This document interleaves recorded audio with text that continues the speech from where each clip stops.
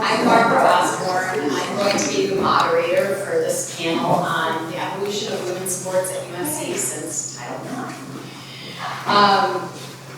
I am a professor in the sport management program at UNC as well as teaching at the law school. And my area of research has been women's issues in sport as well as legal issues in college sports. So this panel is totally near and dear to my heart, including the people that are on it. So we're going to get started and introduce them. Beth Miller was a leader in the women's athletics movement. She has degrees in health and physical education. She started her professional career as the head volleyball and basketball coach at App State, and then earned her doctorate at Middle Tennessee State in 1974. Beth was hired as an assistant professor of health and physical education at UNC, so she was hired as a faculty member, and then became an assistant coach as well, and then the head volleyball coach in 1975. She led that team to 4 consecutive ACC titles and 5 postseason tournament appearances, and she also coached softball. Is that right, Beth? 1 year. Okay. I was going to say, wait a minute, did I read? All right, softball at Carolina. I thought I had that wrong. In 1979, Dr. Miller was named UNC's athletics business manager. She retired from coaching volleyball after 1983, but continued to handle all the financial affairs for the athletics department through 1987, and started overseeing UNC's Olympic sports since 1985. We're going to do a little history, and you're going to see how much of the evolution and transition of athletics Dr. Miller has been an integral part of relative to UNC. But she transitioned from teaching and coaching to business manager, assistant, associate athletic director, senior associate athletic director, and senior women's administrator. And that's throughout her 40-year career as a primary administrator for the Olympic sports programs at UNC. She retired in 2015, so that's that.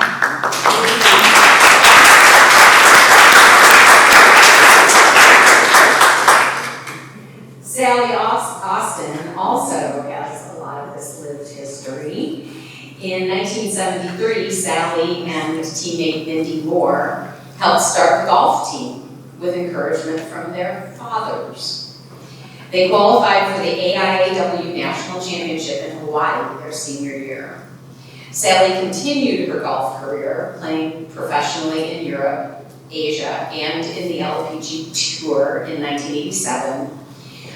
She then came to UNC as the assistant golf coach and became the head coach in 1993. Did I get all this one so far? Okay. Sally led the women's golf team for 15 and a half years. Carolina finished in the top 25 at the NCAA championship 6 times. 7 players have captured 14 individual championships, and 5 have been named All-Americas.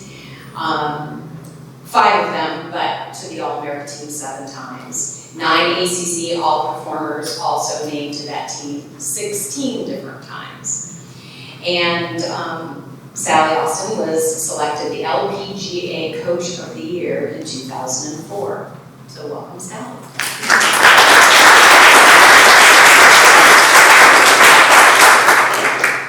Wendy Gebauer Palladino was a 3-time undefeated national champion on the UNC women's soccer team and 3-time All-America. She was also a Dean's List student and ACC Academic All-America. After graduating in 1989, Wendy continued to play on the U.S. women's national team, which won the 1991 Women's World Cup. And if I remember correctly, you scored a goal. Did it?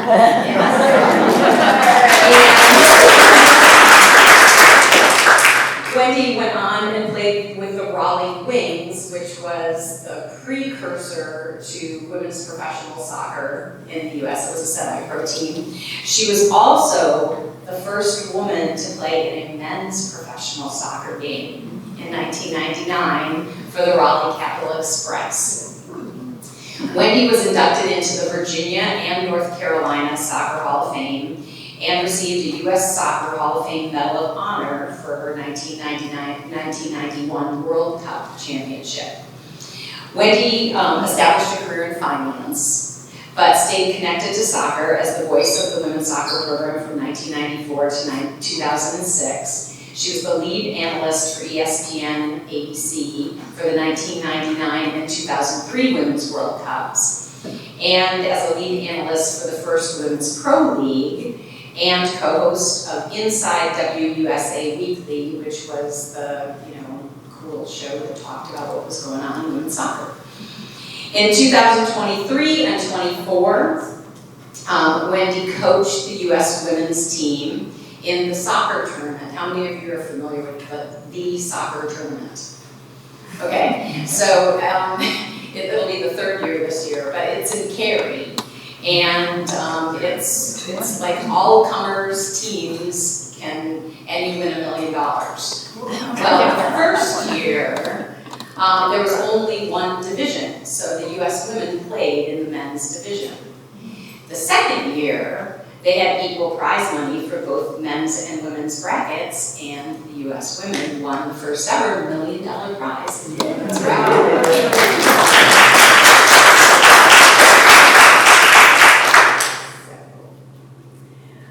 Our next guest is Jamie Loeb. Jamie started playing tennis at the age of 3, which, believe it or not, we had in common. Yeah, we talk about that. She was a member of the team that made the NCAA finals in 2013 and became the first UNC women's tennis player to win the NCAA singles championship, and that was in 2015. Jamie turned pro after her sophomore year and has been playing on the pro tour for 10 years now. She has played in all 4 Grand Slams and earned a career-high singles ranking of 132 in the world and doubles ranking as high as 117. Jamie is incredibly passionate about UNC, empowering young girls in their tennis journeys, and strives to make a positive impact in the game. And one of her proudest achievements was graduating in 2022 with a bachelor's degree in communications, which is no small feat for all of our athletes that go pro. UNC doesn't make it easy for them to be able to finish. So there is Jamie. Thank you.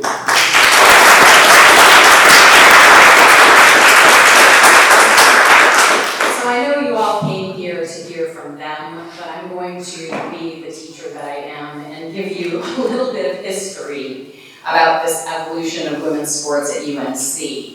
And I'm going to start at the very beginning, not Adam and Eve, sorry. But honestly, there were in Egyptian caves, there were hieroglyphs of women athletes. So women have been competing in sports for a very, very long time. The first female full-time student admitted to UNC was Mary McRae, and that was in 1877. That was before the first intercollegiate athletics contest at UNC, which was a baseball game, and that was in 1884. First college football game at UNC, 1888. And then we finally get the first woman to actually graduate from UNC in 1898. Okay.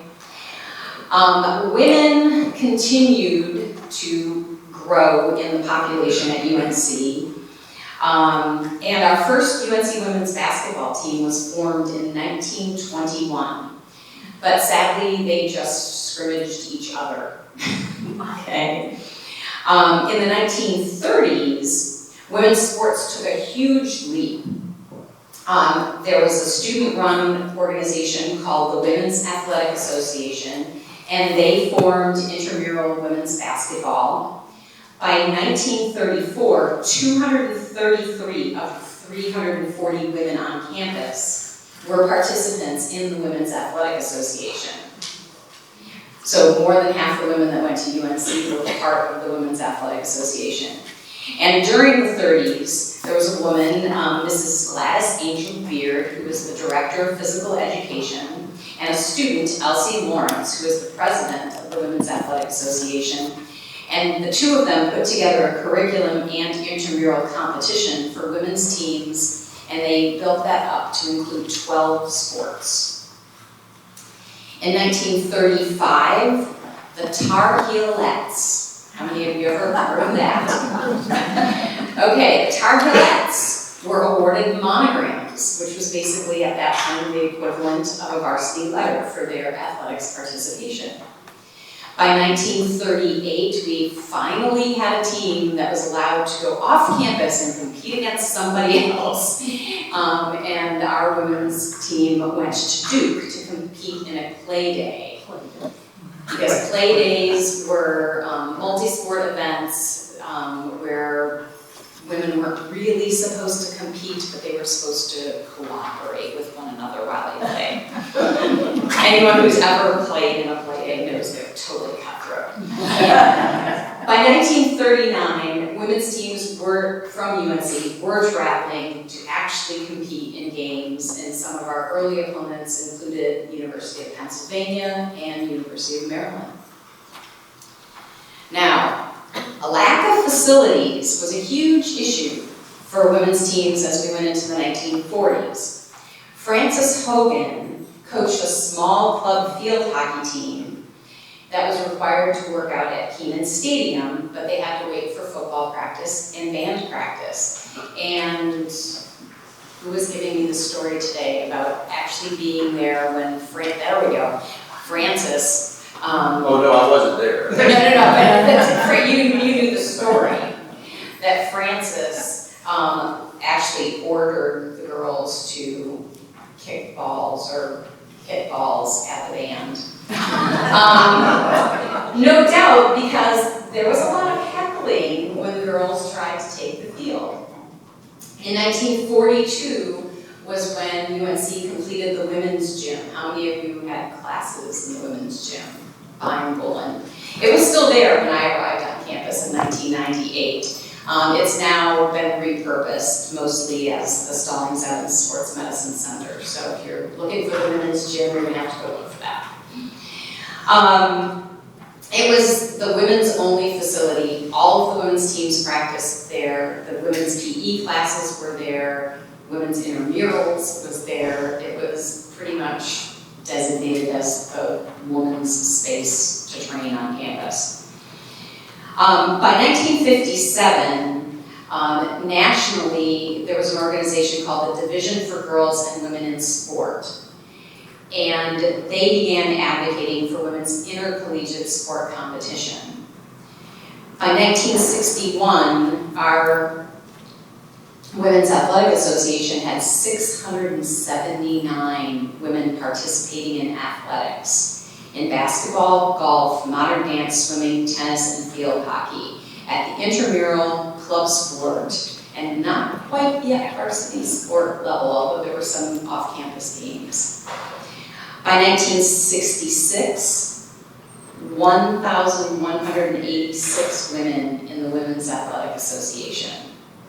That was, again, half of the women at UNC were competing in intramural and club sports.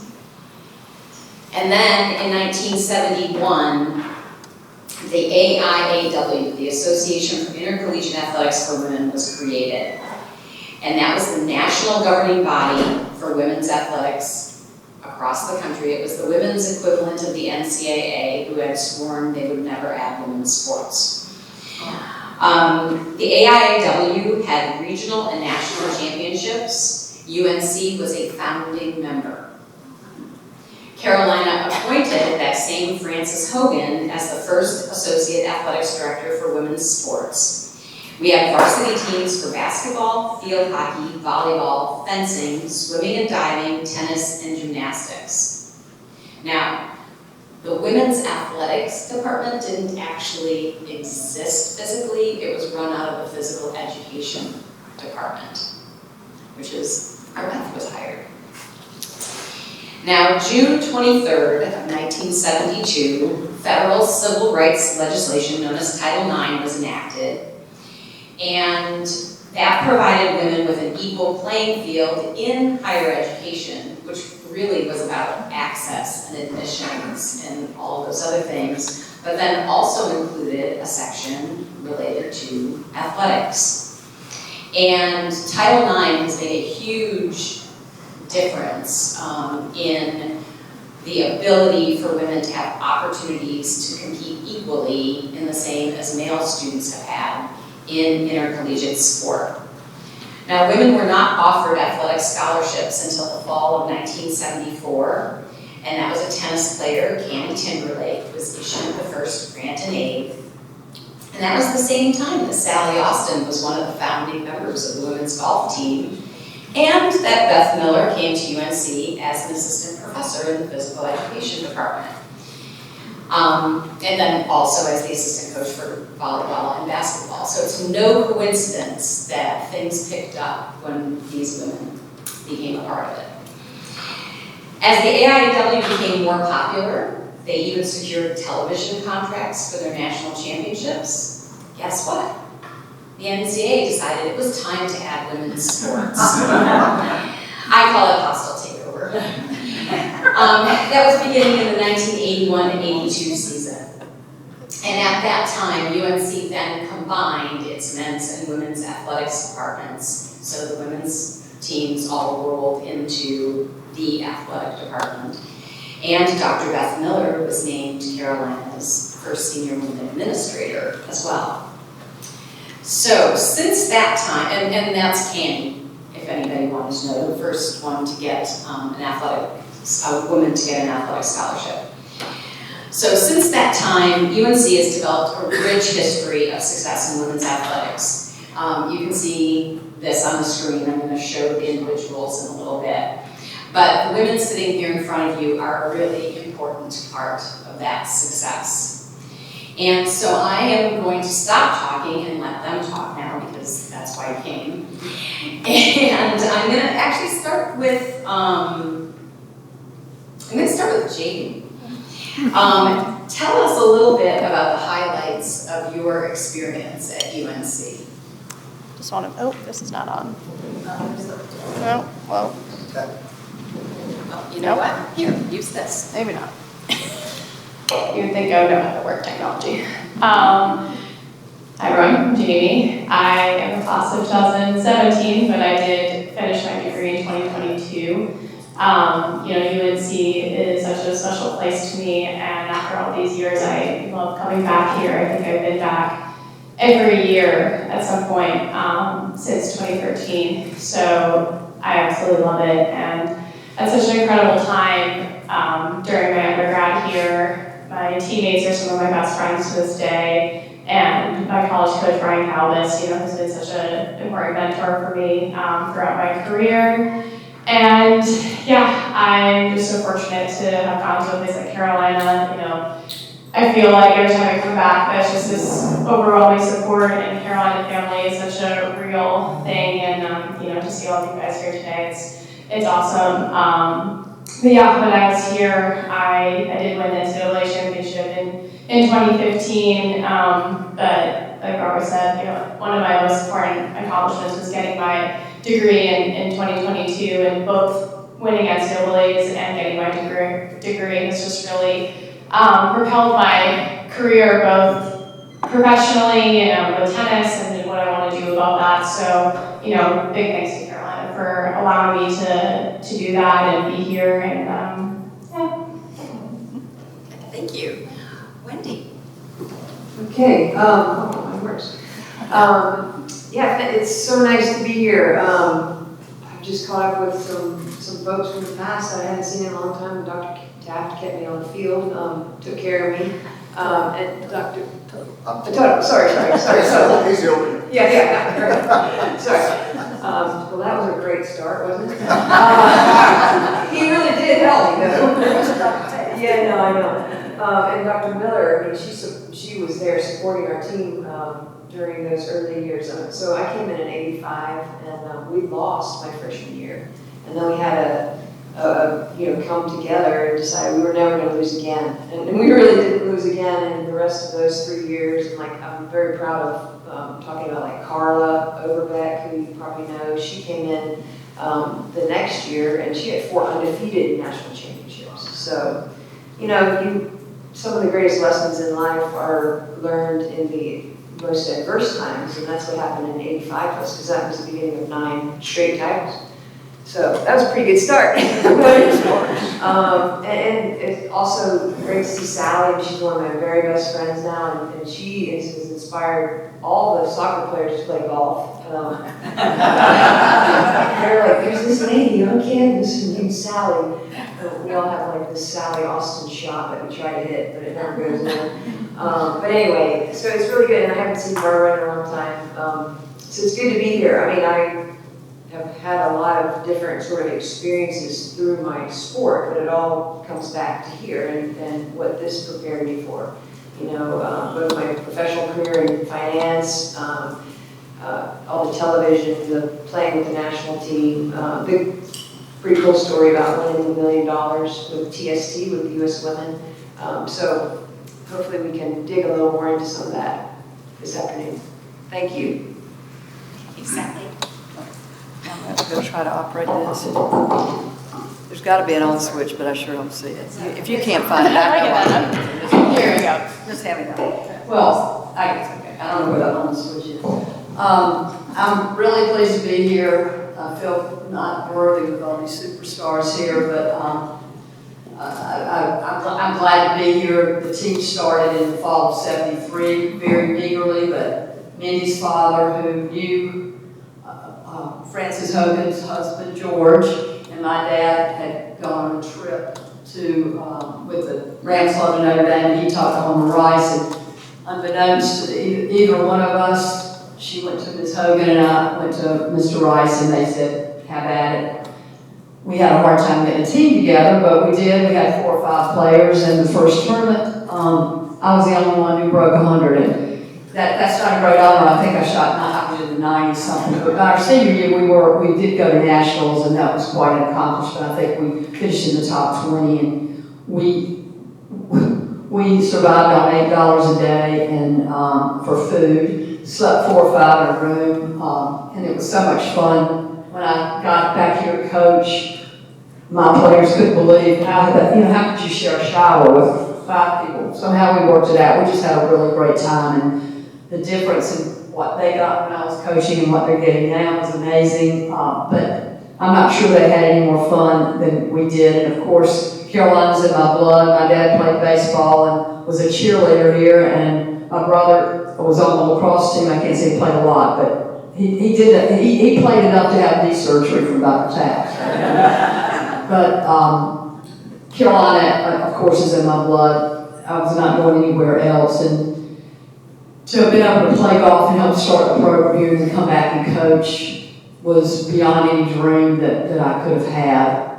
I did play professionally. I didn't have much success, well, a little bit, but very little, and I thought I needed to make some money. So I got back, started teaching golf and helping with the golf team, and then with Coach Gunnels, and then she, after she retired, I became the head coach.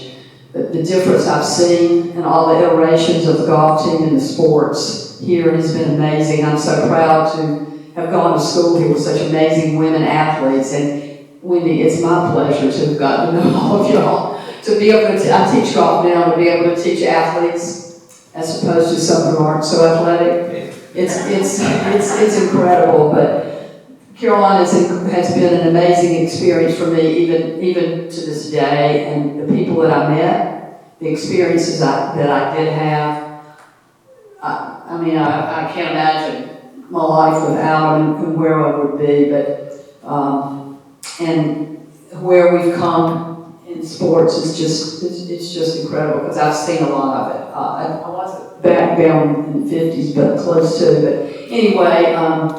Love Carolina and all it's given me, and I will turn it over to everyone left. Right? Yeah, I saved Beth for last. Since being a part of Carolina athletics for 40 years, I figured there are probably a lot of highlights highlights that you might need to talk about. Is this, no? This one works. Does that one work? Does this work? Here you go. No? This one must work, the green light's on. So, yes, I'm the oldest, obviously. Been here the longest, but Sally came as a student before I was here. But I can, honestly say that I guess the overall highlight of my experience was seeing the growth and the progression of women's sports. When I first came, as Barbara said, women's sports was under the physical education department.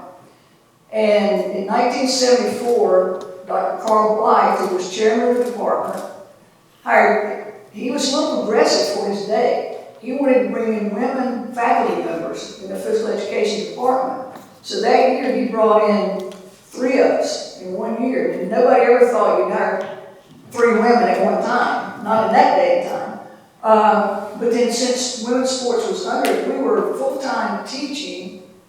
And then I get my appointment letter, and down at the bottom it says, also assistant coach of basketball and assistant coach of volleyball. Well, and one of the other women that was hired, at the bottom of her letter, it said, head women's golf coach, Pam Robinson. And the other one at the bottom of her letter, it said, head women's basketball coach and assistant tennis coach.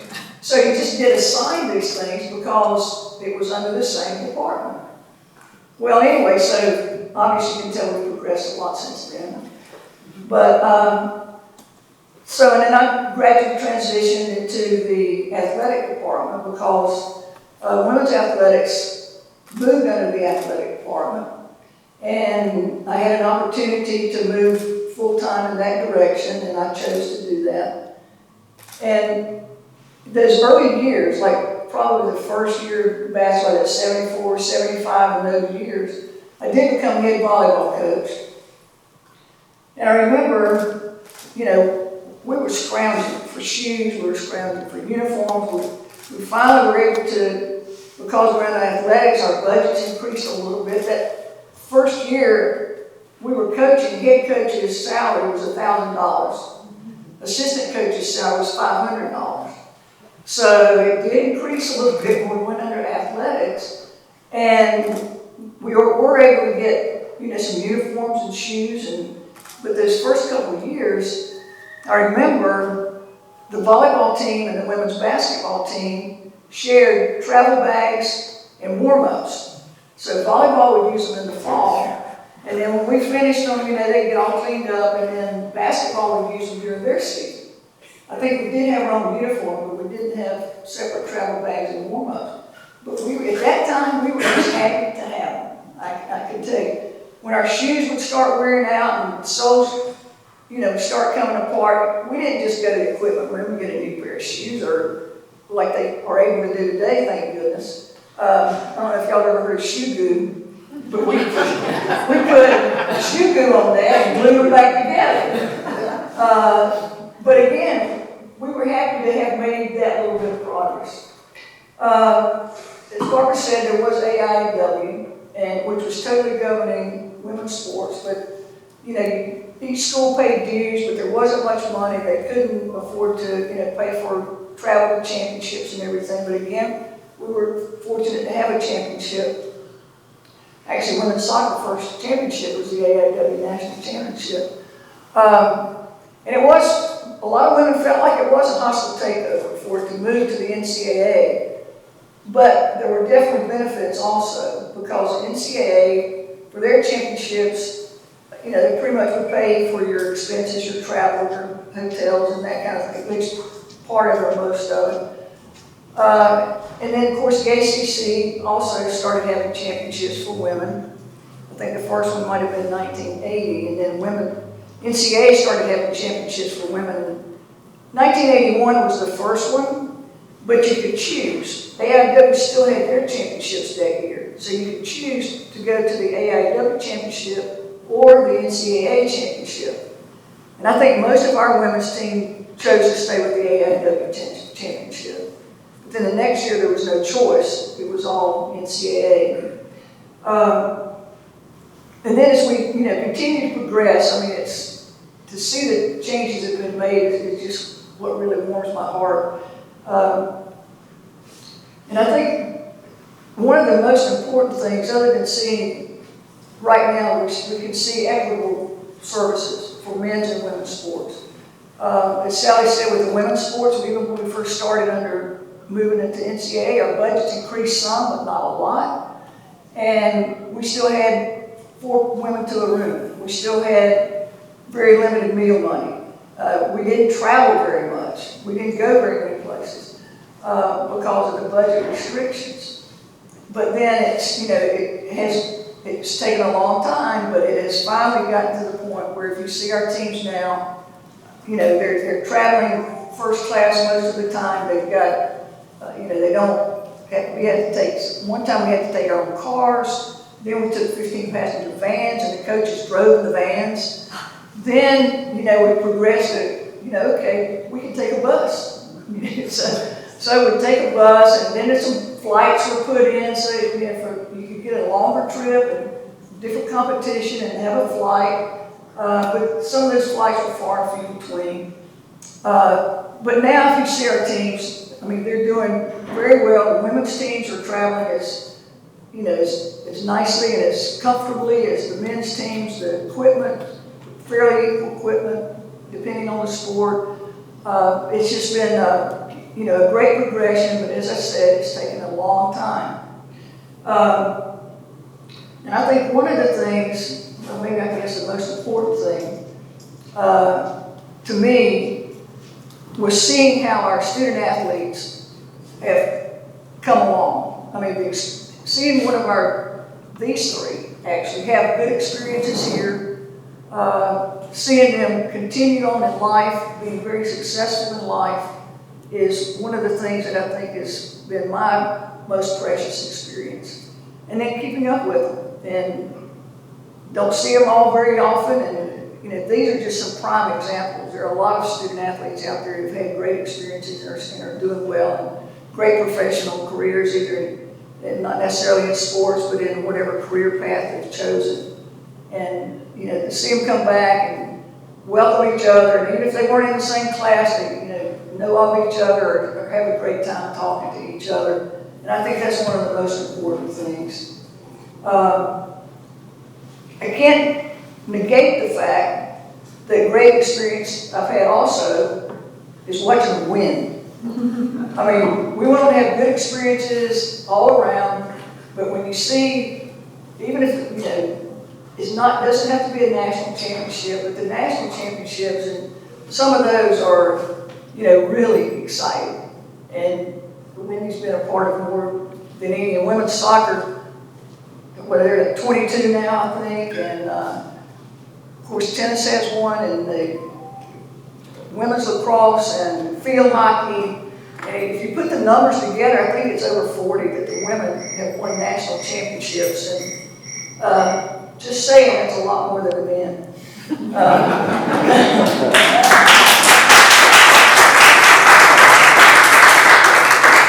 But that part is very rewarding. I mean, I've seen winning goals in the last second. I've seen women's basketball hit a shot with 0.8 seconds left on the clock to win the '94 national championship. I mean, those kinds of things are really exciting. But I'd go back to the point that, the relationships that these kids develop among themselves and seeing them have successful lives and learning lessons here at Carolina through athletics that they carry with them the rest of their lives. To me, that's the most important thing. And Barbara, you've done a great job. You've been around here for and we've had a great relationship also through the sports management program. And, her sons play soccer, and so it's been a great experience. So, next question, I'm going to let any of you decide to take it. You can choose your order on whether you want to answer or not. So Title IX was enacted in 1972. It wasn't really enforced until 1975. UNC didn't really bring women's and men's athletics together until 1981. And the research shows that the majority of college athletics programs are still not actually in compliance with Title IX the way the regulations say they should be. So my question to all of you is that when you were at UNC, how much did you know about Title IX? And how do you think it impacted your experience? One thing I can say. Any of you can. Right. I'll just start out Different because time I was here at the frames. beginning of that. I think Carolina, and Mark was right, Title IX was 1972, but it was 10 or 15 years before anybody really started paying a lot of attention to it. It really wasn't enforced. But I think Carolina was a little ahead of that curve because in 1979, women's soccer, we started the first women's soccer program, collegiate program, I think, around the country because they were playing club teams because there weren't any collegiate teams to play. But Bill Kobe, who was the athletic director at that time, he looked and he saw we've got 13 men's sports and we've got 12 women's sports. And I think he was on a campus committee that was looking at equality and some Title IX things. So he says, well, let's add women's soccer. That'll give us 13 and 13. Well, at that time, a lot of us women coaches weren't really for that because we saw we had limited budgets. We knew the athletic department didn't have a lot of extra money. So we're thinking, okay, this is just another sport that's going to take money and it may take away from our budgets or whatever. But Bill decided that, that's what we're going to do. Well, it's probably the smartest thing he ever did. I mean, he was a great athlete. He wasn't here very long, and then he went into politics. But starting women's soccer, that first year they were playing club teams. Probably the second year they were playing club teams. Then they won a national AIW championship. And look at it now. I mean, like I said, 22 national championships and still going. So I think from the Title IX standpoint, I think we were a little ahead of the curve, and I think if you did catch us, have to catch up. We started doing our own Title IX self-studies, and we were doing like every 5 years, and we used the same manual that the Office of Civil Rights uses when they come in and do a Title IX evaluation. And we found some things through that we needed to improve on from a Title IX standpoint. One of those was we need to put 2 women to a room instead of 4. And we need to increase their budgets enough that they can do it because they were putting 4 in a room because they didn't have the budgets to do 2 in a room. So some things like that. Some of the travel modes we have found over the years through those Title IX self-studies. So it's still at the forefront, I think. So ladies, as athletes, I'm going to try to just transition into sort of the women's soccer piece of it. So all I knew, so as far as like being aware of Title IX, what I was very aware of, I grew up in, I was growing up playing in one of the soccer hotbeds, which was outside of DC. So it was the Washington Area Girls Soccer League. And I was on those club teams that were coming down to play Carolina. And, but I also was very aware of Michael Jordan and Carolina basketball in '82. And I was very aware of the degree here from Carolina, what that meant, and the reputation there. But I was also like, I want to go down there and win national championships. And I think, like if you ask the staff, like if you ask Anson or Dino, they would be they're the first to admit that they got really lucky that their program got chosen to be supported. And it was it fully funded from the beginning? No, it wasn't. It was just kind of funded the way other women's sports were. Yeah, okay. But like I knew, like for my personal situation, I came in on a partial scholarship, but I knew that I could work to get up to a full, and I had that motivation, which was really important for my family that I was able to do that. So we didn't come in on a full. So there may have been 1 or 2. I'm sure that Mia came in on a full. But so they did partial the scholarships out in a way that you could, also have the opportunity to continue to increase your scholarship. But I just knew there was this thing called Title IX. Wasn't really educated on it, but I just knew that it was perfect for me. Like it was gonna, I was just so excited to come down here to Carolina. And looking back now and being more educated about it, I think probably for like our sport and when I came through, I really like got there right at the right time. And again, with women's soccer's success, it just, we had like 12 teams in the tournament early on. It weren't that many teams, but it was easy for those guys to recruit to Carolina. And what they basically did in the early days was the club teams would come down and play them, and they're like, ooh, I want half that team. They just beat our varsity team, so we want those kids. and that's kind of how they found the players early on. So they found them in big numbers, and then all the kids, those top players wanted to come to Carolina. Well, having come to UNC in '73, I might not have been aware of it then, I kind of was, but I think Title IX is the reason it was so easy for, I didn't have to talk Mr. Rice into it at all. I just went to his office and she said, okay. Now that doesn't mean we have a lot, but we have a team and we have a start, and I fully believe now that it was Title IX that got us started, but there was hardly any funding at all, but we didn't care. We had a team and we drove a leaky van, and actually we drove the leaky van, not the coach. So, but that was a start. And we had to start somewhere, and without Title IX, I don't know that it would have even come up. So I'm very grateful to Title IX. How about your Woo, I know, I'm like, wow, I feel very spoiled right now. Coming in 2013, and these women pioneering the way, so, if you guys were pushing and doing this, I mean, I wouldn't have had a full ride to UNC, and who knows, maybe wouldn't have been here today. So, I definitely knew of Title IX before coming into school and what that means, and that has granted me the opportunity to, have a full ride at UNC, which actually, fun fact, when I signed my national letter of intent, it said men's basketball. It's actually a running joke with me and Roy Williams. Now, I called my coach, Brian Thomas, and I was like, Brian, I really appreciate you want me, or the school wants me for men's basketball, but I'm here to play women's tennis. And so when I've seen actually Roy, he's like, oh, my sixth man off the bench. I'm like, but yeah, I wouldn't have been able to do this. There was also an opportunity for me to go pro straight out of high school, but getting a college education and a degree was super important to me and my family, and the demands of the pro tour are a lot, and it's a lot of expenses and travel, and my family didn't have the means to do that, and being able to get a full ride to Carolina, was a huge stepping stone to my career now. And we have had a very nice Mercedes van.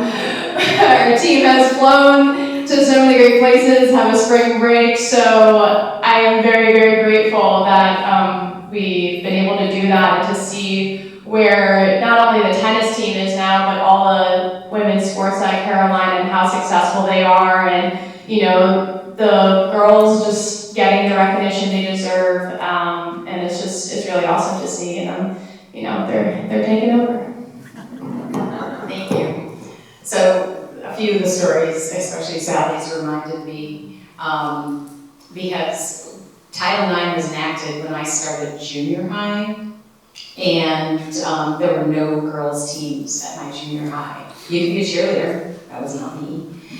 And so I was the girl who had grown up in the neighborhood and playing tennis at 3, won the city championship when I was 10 and decided I didn't want to play tennis anymore.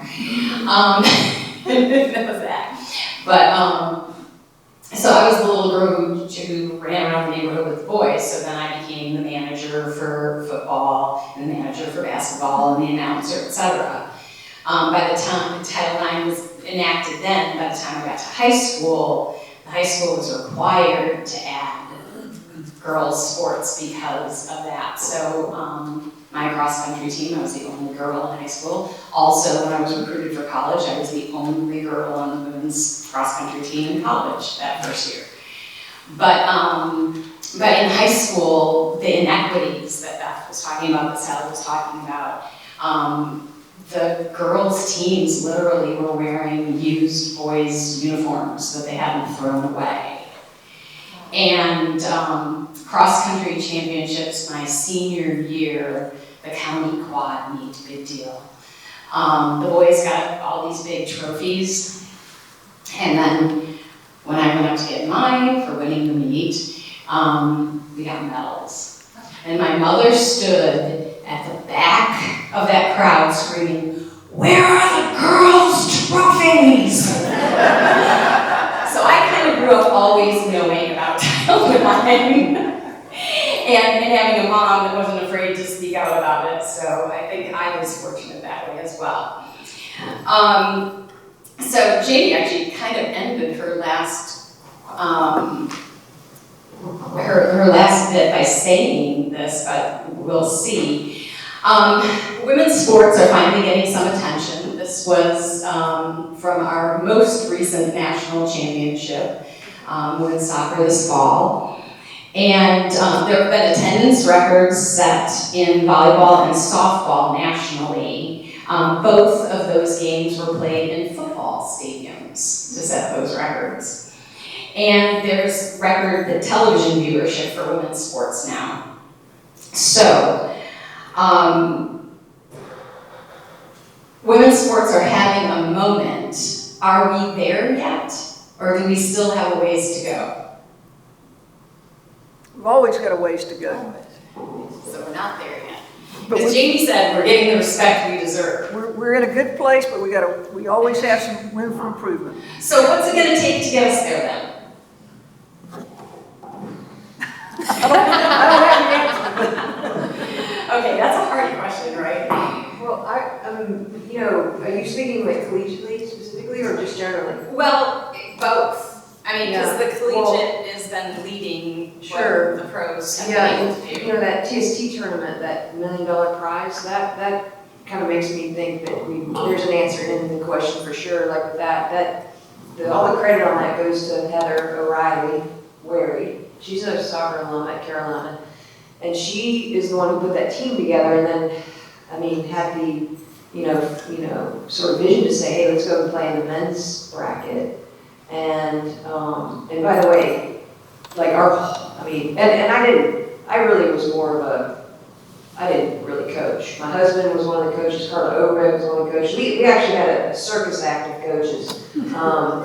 But once we finally kind of got it all together, our goal coming out of there was to literally not die, like not have a player die, because these men were hitting these shots and if we didn't close them down, then it was sort of like, like if Beth was closing me down offensively, then that's not going to have potential hit me in the head, right, with a shot. But we weren't closing these guys down, and they were just queuing up their shots. And Dino kept saying, "Ladies, you have to like step up and defend. At least get a body in there to defend." So then we had like 5 games over 5 days. It was a really pretty rigorous tournament. And then our goal became, we weren't winning any of these games. We knew we weren't going to win, but the crowds just really started loving the women's team. And if any of you were there, it was a really cool experience. We would come into the stadium and it was like we were like Hollywood. I mean, it was silly, but then our goal became to just score a goal. Right? And we did. We scored a goal in the last game. But the funny thing about that was there was a women's player, we played Como, team from Italy. And there was a women's player on that team. And all their guys, all they were trying to do was tee her up for a goal. And our defense, Catherine Whitedale was playing, and she just said, our whole goal is to keep her from scoring. Like, we can't let another team get the first goal. So anyway, we scored, and then Heather came back, and we all survived. Nobody died, nobody had a concussion.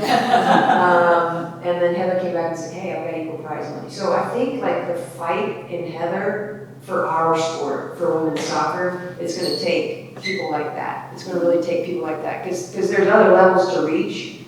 And last summer having that equal prize money. It was sort of reminded me of some of your stories about, you know, like there, I mean, we had 8 teams in our bracket, and the men still had sort of like a full World Cup type of bracket on the men's side, but it was equal prize money. We were tickled by it because we were the winner of an 8-team bracket. One of the teams was going to win the same amount of money as the men.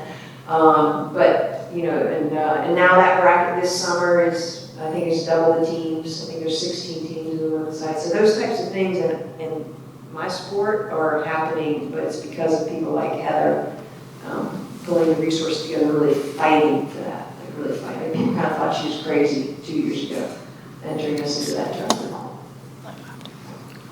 Just quickly, I think one of the things too is more exposure.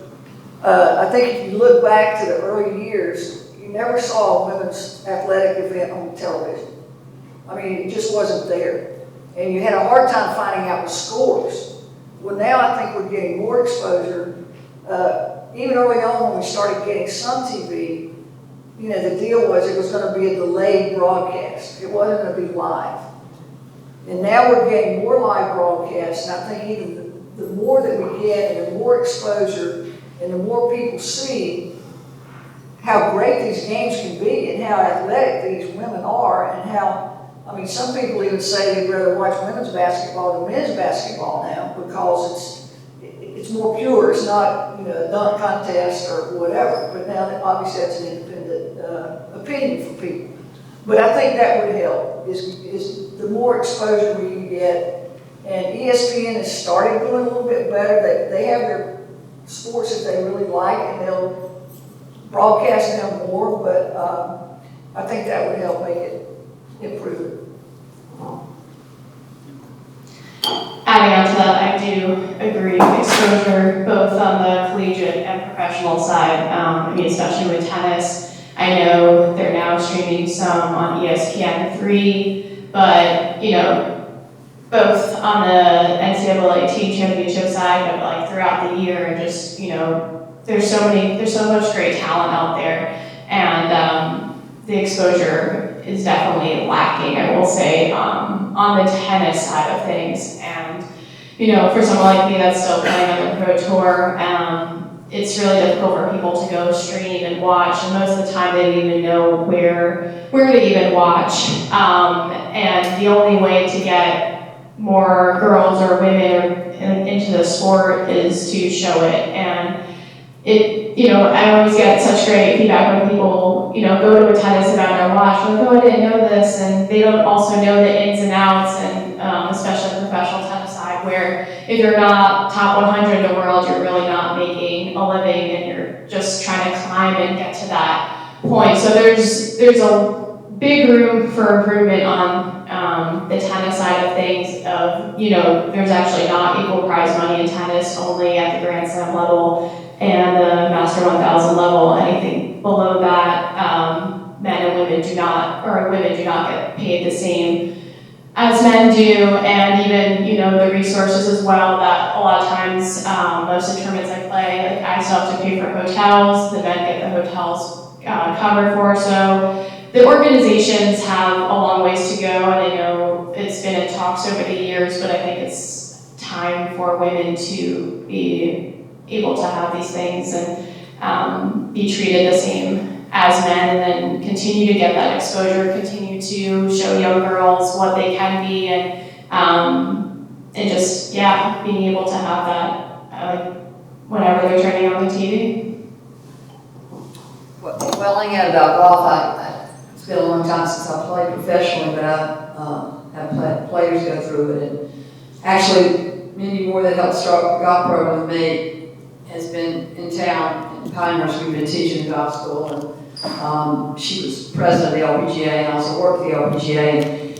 For the women to get the purses, they just need more eyes that come out and watch it on TV, because the more eyes they have on it, the more endorsements they get, and the more exposure and the more products that are sold, and that's kind of what it amounts to in women's golf. Women need to help women by coming out and watching and doing and supporting that way too, but it's getting there. I know that the Women's Open that was at Pinehurst, I can't tell you how many people come up to me, male and female, the ones that I met, that made the most impact on me because they talked about how much they enjoyed watching the women play more than the men. And I think, well, why don't you come out and watch more? So we're getting there. We need to help each other. We need to support each other, and we need to do things that get more eyes on us. And I always thought tennis did okay because, I watch Wimbledon, and I guess it's because the men are there, the women are there. Just as much fun to watch the women as the men, but you get the odds. So it's all about that as far as growing the professional side of it, and yes, in turn, the college side. Thank you. So my next prepared question was, as female athletes, do you have any advice for the parents in the room regarding how to best support their aspiring female athletes? And I sorely underestimated the average age of people in this room. So, since it's probably maybe closer to grandchildren. Yes. I have 8 granddaughters. Okay, awesome. Excellent. So I think we are going to skip that question, and I'm going to let you guys ask what you want to know. Well, this will make you see red a little bit, but my son-in-law he's retired now, a professional hockey player, played for the Carolina Hurricanes. He and I have a running discussion. He says women's sports will never be as popular as men's sports, so you know how well that goes over. But I think you've answered that question. My question is about, in the current political climate with DEI, how do you think that will affect Title IX? And if for some reason they do away with Title I, what do you think Carolina's response would be for women's sports? Anybody want to take that? I can take it as a scholar. I'll take it as a scholar, and you guys can think about answers. I don't know if I'm qualified to address that or not, but I think that's hard to say right now because I don't think it can totally do away with Title IX. Now, I may be wrong. I've seen some things happen today that I thought would never happen too. But I do think that Carolina, in my experience, would stand up and still support women's sports. Whether there's legislation out there or not saying that it's a requirement or it's law or whatever, I think Carolina would still stand up and support women's sports to the degree that they have or can, or even in the future. So as the lawyer who studies this stuff, it won't be easy to get rid of legislation, right? Congress has to get rid of it. It can't just be written away. But the administration has executive power to direct what the federal agencies do. And right now, by eliminating more than half of the workforce in the U.S. Department of Education, Title IX is not being enforced. And the only thing that's being enforced relative to Title IX is the issue of transgender athlete participation. And I guess the backstory on that is that transgender athletes have been participating in women's sports since the 1970s, and it really has not been an issue until the last few years. And less than 0.1% of the athletic population is affected by that. So it's going to be very interesting 4 years to see what's enforced or not. But I totally agree with Beth in the sense that even if Congress decided to revoke Title IX, which doesn't just affect athletics, affects all of education, K through college, right? If they did decide to do that, I think that education in general and college athletics specifically has seen the benefit of providing these opportunities. And people forget because everybody's just focused on football and men's basketball.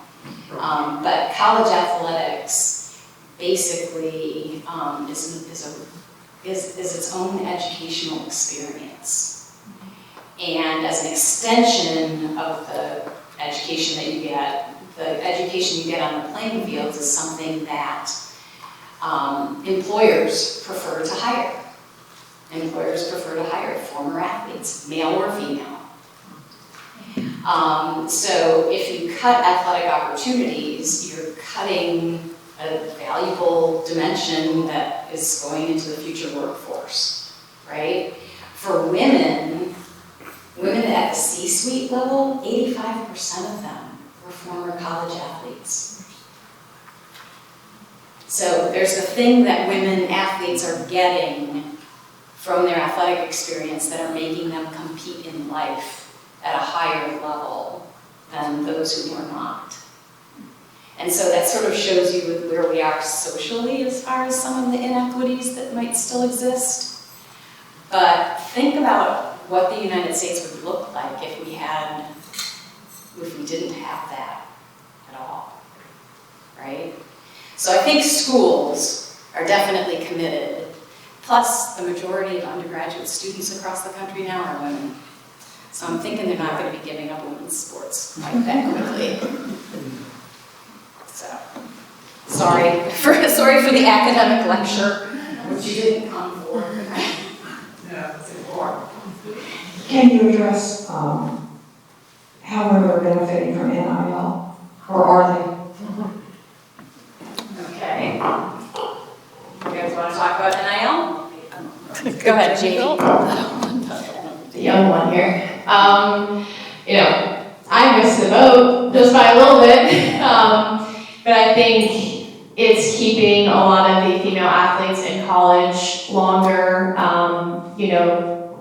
As a tennis player, I feel if I was in school, I won NCAA, the singles championship my sophomore year. If I was in school with NIL, the current culture of that, I would have stayed. There wouldn't have been a reason for me to go and pursue and get a jump start on my tennis career.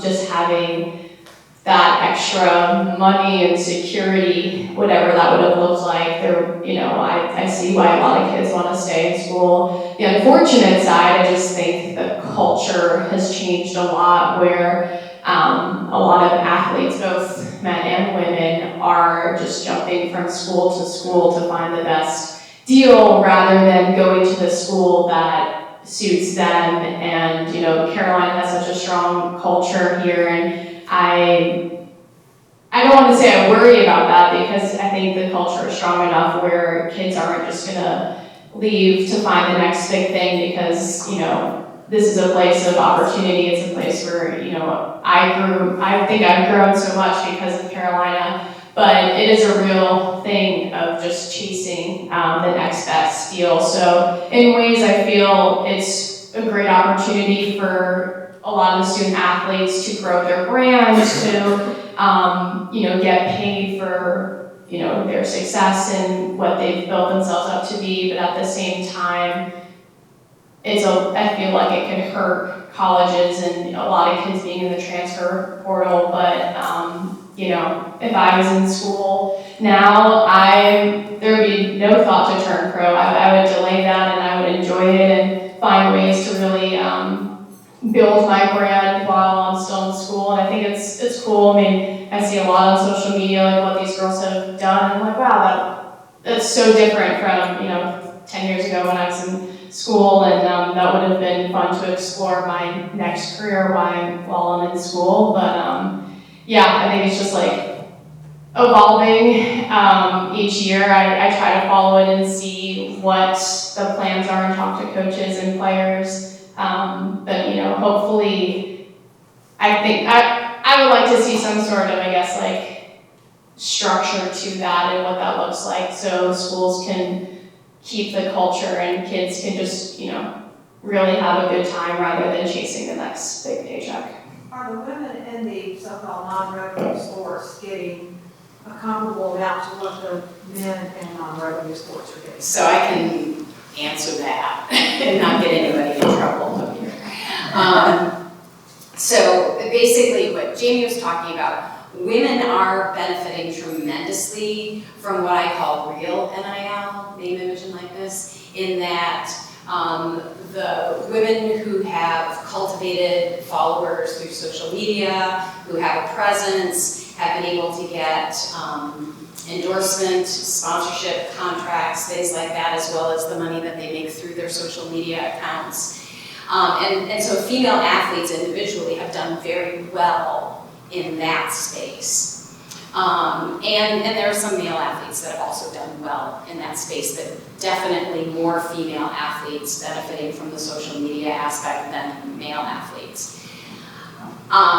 In the fake NIL market, and I call it the fake NIL market because it's basically saying that they're paying you for your name, image, and likeness, but they're just paying you to play. It's just bribery. You know, come to my school and we'll give you this for NIL. It's not for NIL. Oh, well, you have to go make an appearance at the hospital. That's charity. You don't get paid for that, right? So the fake NIL market has taken over in the last 4 years, has become 85% of the NIL marketplace. And women are horribly, 85, yeah. And women are horribly, horribly, horribly underpaid relative to that.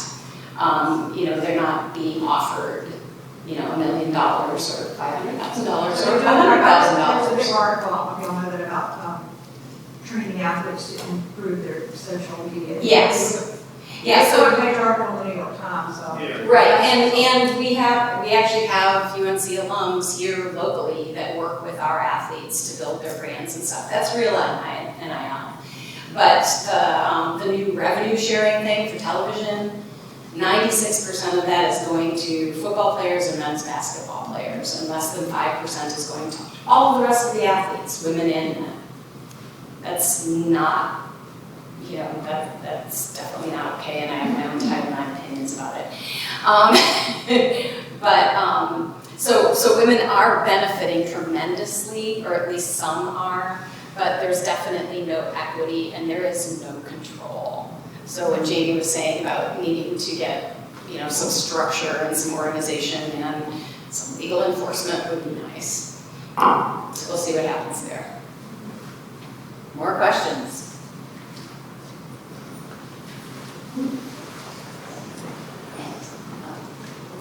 I just wanted to say that as a fan, I follow Carolina athletics as much as I possibly can, and tennis is one place that I've been focused. So it's been fun for me to follow your career, and congratulations to you. And thank you all four of you, for being here, sharing with us, and representing the university that we love so very well. So congratulations and thank you, because as a fan, that's important.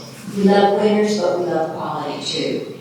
One of the things that makes me sad is that because football and basketball seem to be the generators of revenue, that's where all the focus is. And as a fan, I'm not sure I care as much because I don't know who's going to be playing. And maybe I get used to a roster and then 2 weeks later it changes. And so my feeling as a fan, like Jamie has said, if you just, you know, someone's going to poach you or you just hopscotch around to get the best deal, why should I be supportive? I mean, what you do and how you perform matters to a fan who is a true fan. So I just appreciate your history and your contributions to Carolina athletics and the women's athletics. And I feel bad for some of the folks who follow you who won't have that sense of, I don't think it's really as much of an issue with women's athletics as the other two biggies, I don't know, but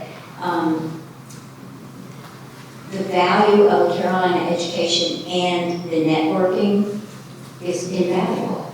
And if you don't stay long enough to make that connection and value that extensive family to be a part of, I think it's a big loss.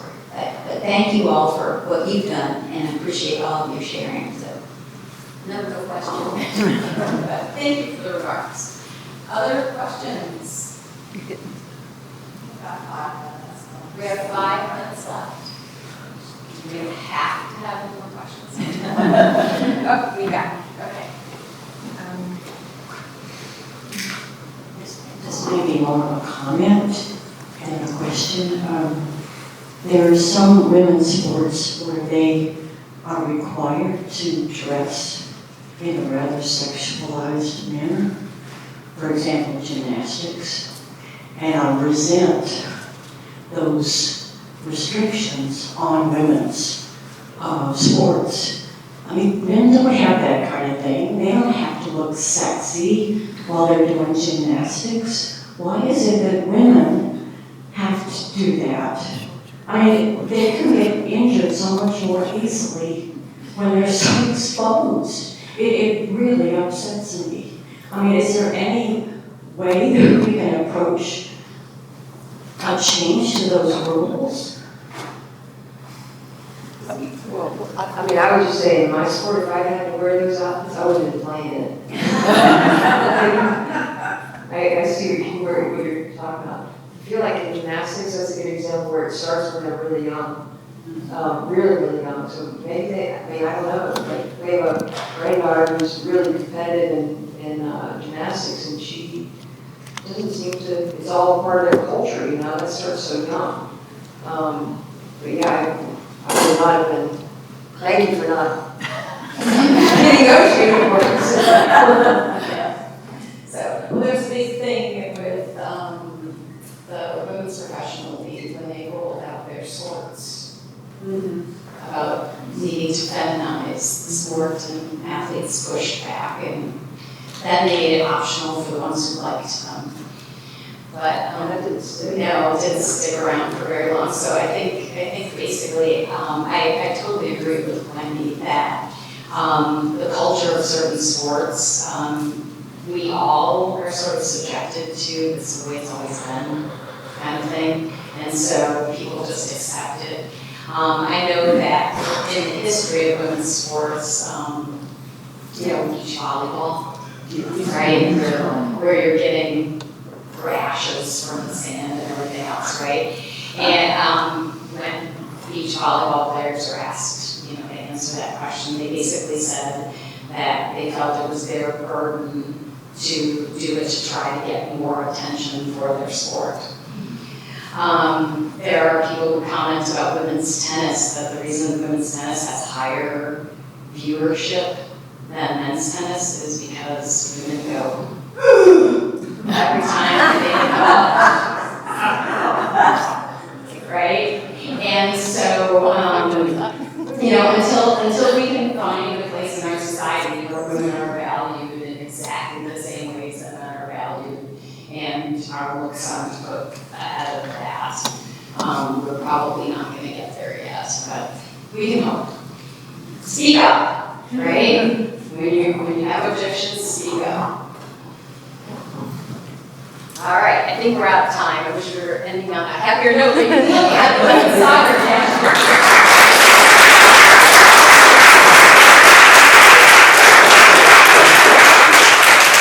Thank you all for coming out, and one more round for these amazing women.